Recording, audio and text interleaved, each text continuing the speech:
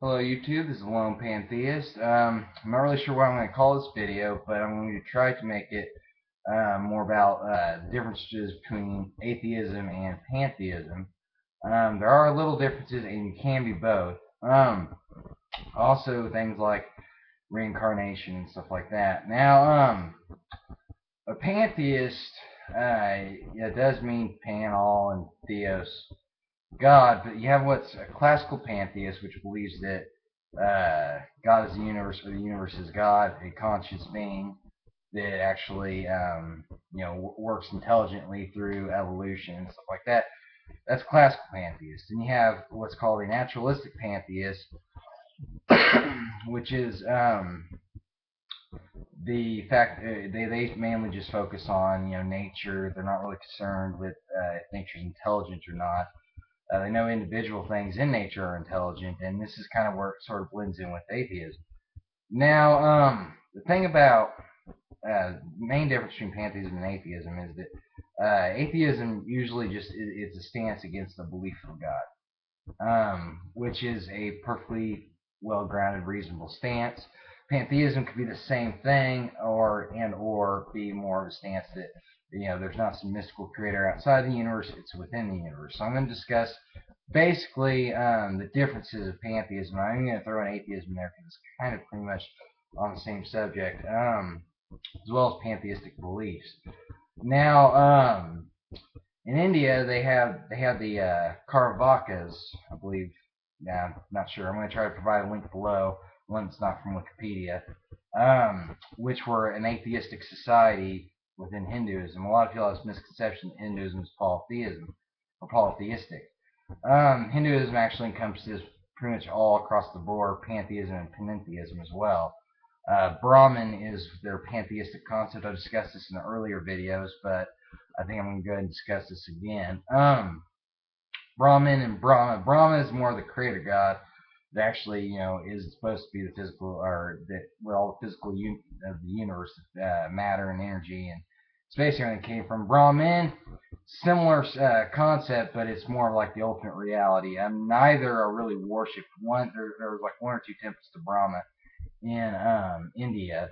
That's about it. Brahman is not worshipped because it's not really considered to be a god. Now you'll see this like when you look up Brahman on like Britannia and Wikipedia, it'll say it's a god. But most, if you ever if you like mythology or whatever, which by the way, Hindu mythology is perhaps a lot more interesting than the Greek mythology.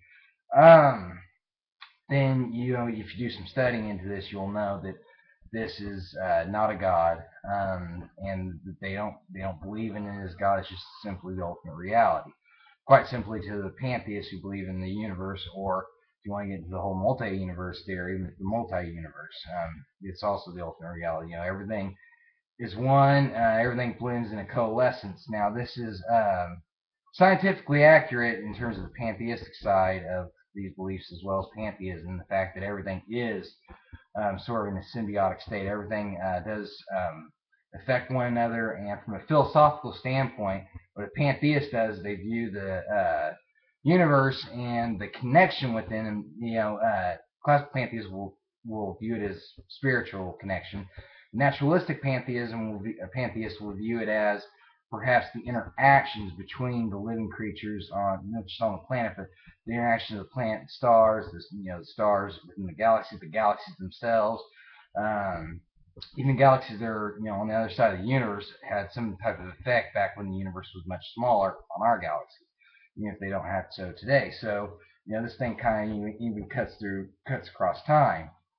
So you have this like coalescent space-time interaction, and that's what a pantheist concentrates on. That everything is one. That one's actions do affect a multitude of actions, and actually will ripple across even across time.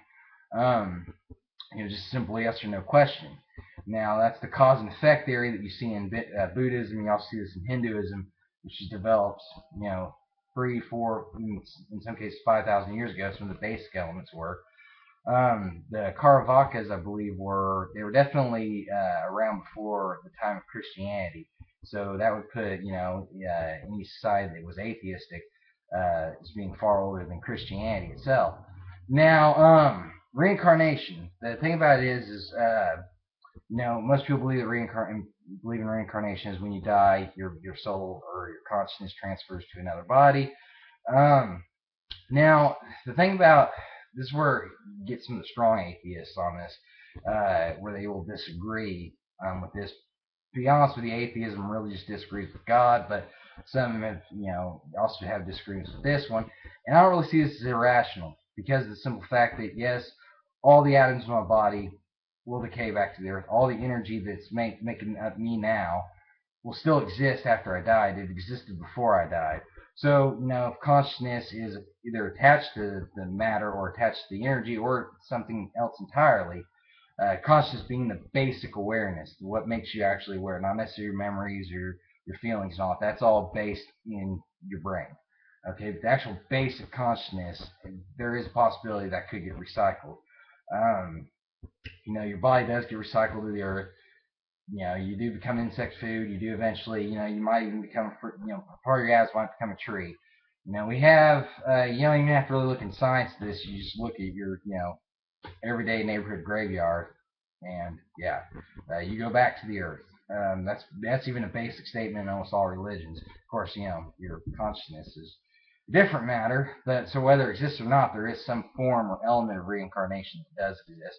We can also state that, or suggest that maybe reincarnation could also be, in a way, your offspring. You know, um, that's also a possibility. But I want to get into the whole intelligent universe thing, hypothesis or philosophy, not really a scientific theory, because some classical pantheists do believe in this. I don't necessarily, but I do consider the possibility that there is some type of intelligence. Now, the amount of this intelligence, whether it's an omniscient intelligence or whether it's just sort of a basic intelligence or whether it's just an instinctive intelligence, that is up for debate as well. But there could be some instinctive intelligence out there that helps shape the evolution of creatures. Obviously, your genetics do record certain living conditions, which makes it to where you can actually evolve to stand that environment. But so there is in a philosophical sense a up for debate in regards to whether or not the universe is intelligent. But in the end, we can argue on this issue. The same fact is, everybody is, coming up with their own philosophical notions, their own theories on the exact same thing, and that is this whole universe. Everything that ever was, everything that ever is, everything that ever shall be is this. Okay, now they may say, well, there might be other, heaven, earth, other universes, whatever. It's still grounded in the fact that here, you are here. Okay, that's a fundamental fact. Okay, we do interact with our environment. Now, in terms of a changing global culture, I do see pantheism kind of overtaking atheism. Not in the fact that I mean, you can be atheism and pantheist, but I do see the fact that pantheism, in a way, kind of offers a little bit more in the fact that we stress the respect for nature, we stress the respect for humanism also. Atheism does too, but the reason why I say atheism is not necessarily, it's not a belief system, it's not really a culture. This is actually, it's true, it's not, but it's just basically the way you kind of think of atheism is sort of being the people who break down the walls of religion, if you can think of it like that. So once religion's dead, atheism won't necessarily be a designation of what you are. We still state you're an atheist in a pantheistic society, meaning you don't believe the universe is intelligent. But it will, there won't be as much confrontation, I don't think, between atheists and pantheists, and that would be a good thing, as we see with atheists and religious people, as well as pantheists and religious people. Now, Buddhism and Hinduism, of course, are religions that contain pantheistic and even atheistic elements. I don't necessarily see these as having to be required to die out.